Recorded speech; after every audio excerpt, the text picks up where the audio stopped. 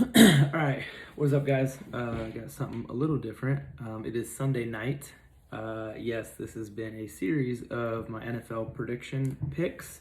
Here's the thing: had a busy weekend, never got around to the video. Last night, I was like, man, it's pretty late. I could do a video, but I went ahead and wrote all my picks down, screenshotted them, and sent them out to a couple friends, and was like, hey. I know you guys watch the videos.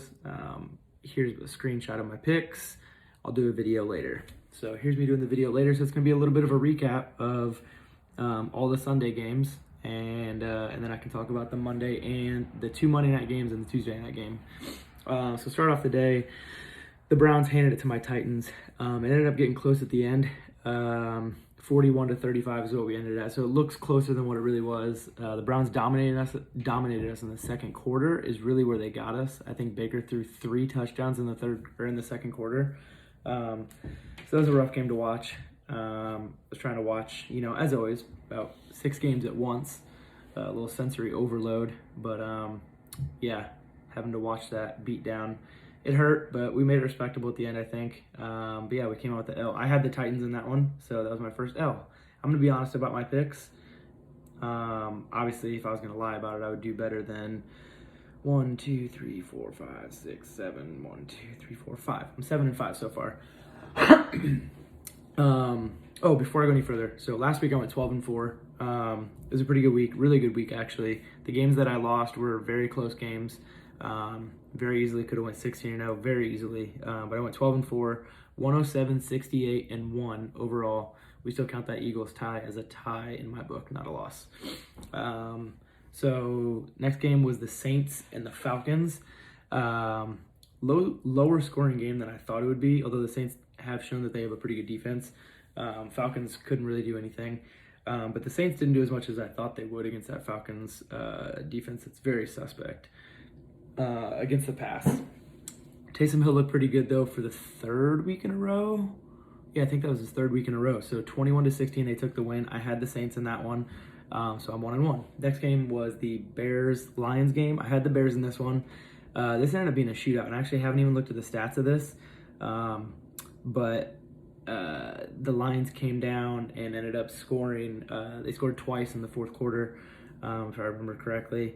Marvin Jones had himself a day, 8 catches for 116 and a touch. David Montgomery had a great day, 17 carries, 72, and 2 touches, and I think he had a couple catches as well, maybe a few catches, but Lions ended up walking away 34-30. Just a note, at one point the Bears were 5-1. They're now 5-7. So I lost that one. Next was Bengals and Dolphins. I had the Dolphins in this one, and they did win. I also had them covering. Although the spread I believe was 10.5, I had them at 5.5 or 6.5. I had them at 6.5. I did an alternate spread, and that ended up hitting, which was nice. They won 19-7. Myles Gaskin first game back, looked decent. Didn't get as much work as I thought he would get, and wasn't as efficient as I thought he would be. Next game was Vikings Jaguars. I had the Vikings in this one. They ended up winning in overtime. Needed some extra time to take on the Jaguars. What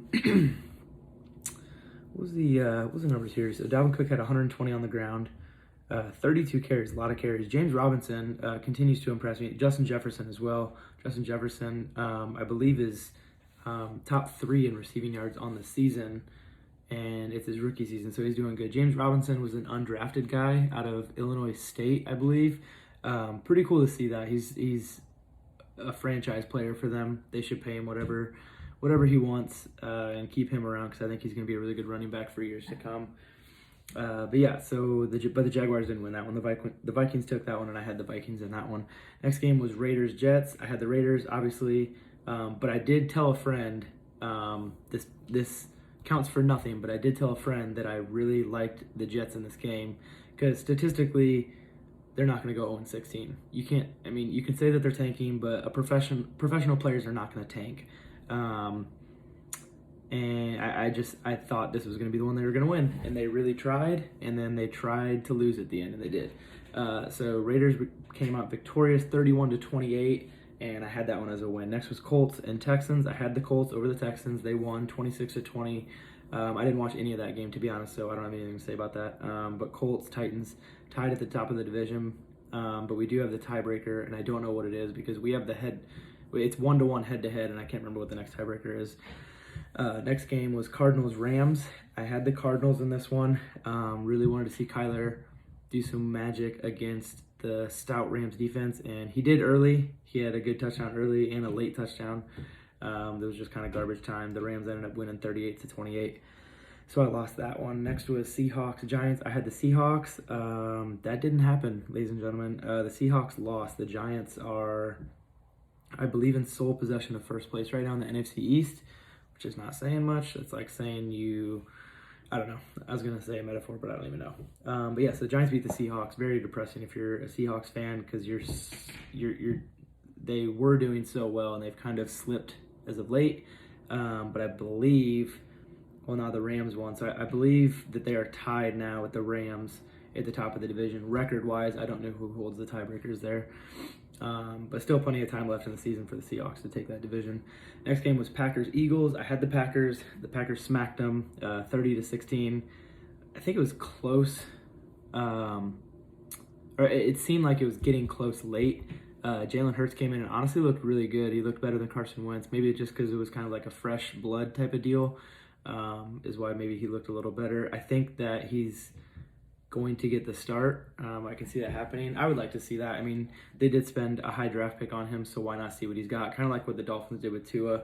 They were doing good with Fitzpatrick, but I mean, you want to see what the guy can do.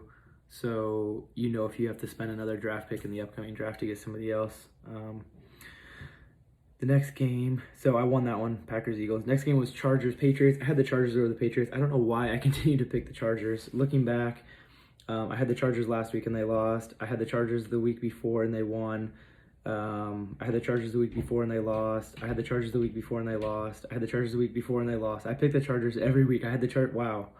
I need to go back and look. I think I have picked the Chargers every single week. I didn't pick them that week. They had a bye.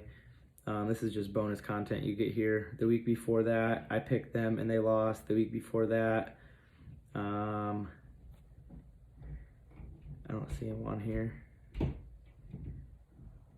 don't see him there that week, so I don't know why I don't see him in that one. Yeah, that's funny though. I seem to pick them every week and they lose every week that I pick them. So I'm probably going to pick them again next week. Yeah, Patriots smacked the Chargers. They scored about every way possible, I'm pretty sure. Cam Newton had a rushing touchdown. Gunnar Olszewski had a punt return. Cam Newton had another rushing touchdown. Devin McCourty had a 44-yard blocked field goal return. Then Cam Newton had a passing touchdown and N'Keal Harry. And then Gunnar Olszewski, the guy that had the punt return, got a touchdown pass from Jarrett Stidham. Jarrett Stidham. Yikes. So, yeah, that game got ugly. And Chargers couldn't even put up 3 points. That was very embarrassing for the Chargers. I don't think Anthony Lynn should make it through the year. Play calling is horrendous. And it seems like that team has a lot of good young talent, and it's just not showing. I don't know how you can have Justin Herbert, who's been playing so well, Keenan Allen, Mike Williams, Austin Eckler, Hunter Henry, Josh Kelly, who's looked good at times, and you can't put up 3 points. Like half of the Patriots defense sat out this year. They opted out, and you can't put up 3 points. That's very embarrassing. Anyways, so I lost that game. I had the Chargers. I lost that one.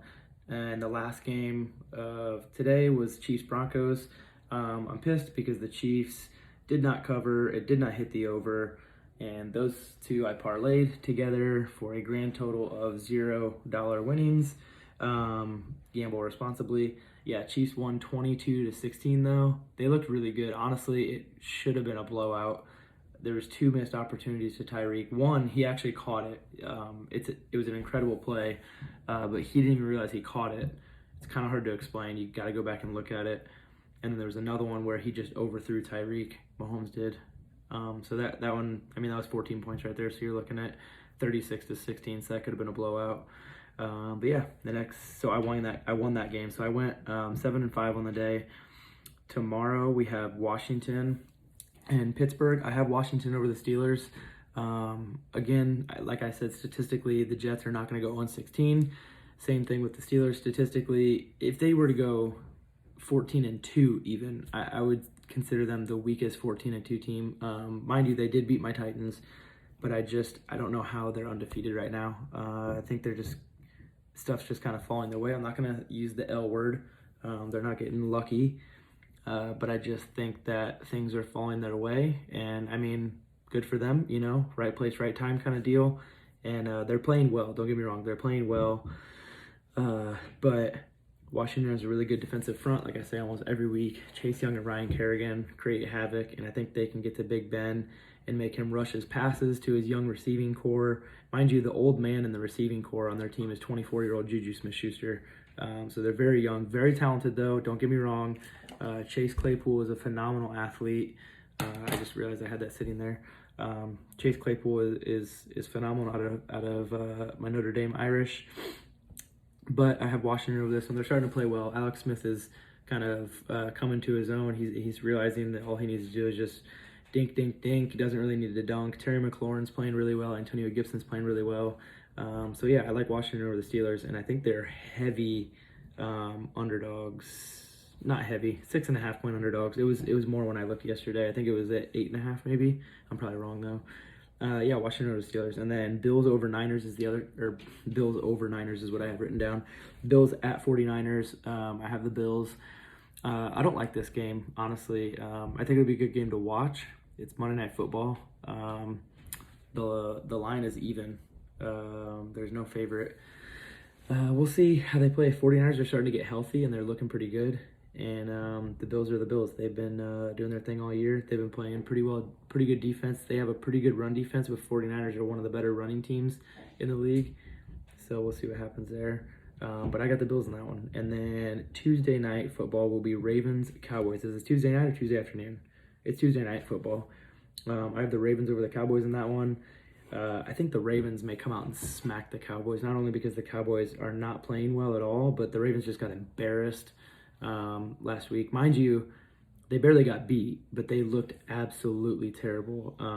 And again, that the Steelers shouldn't be undefeated, because the Ravens could have beat the Steelers, but they looked absolutely terrible. If you watch the game, Ravens looked gross.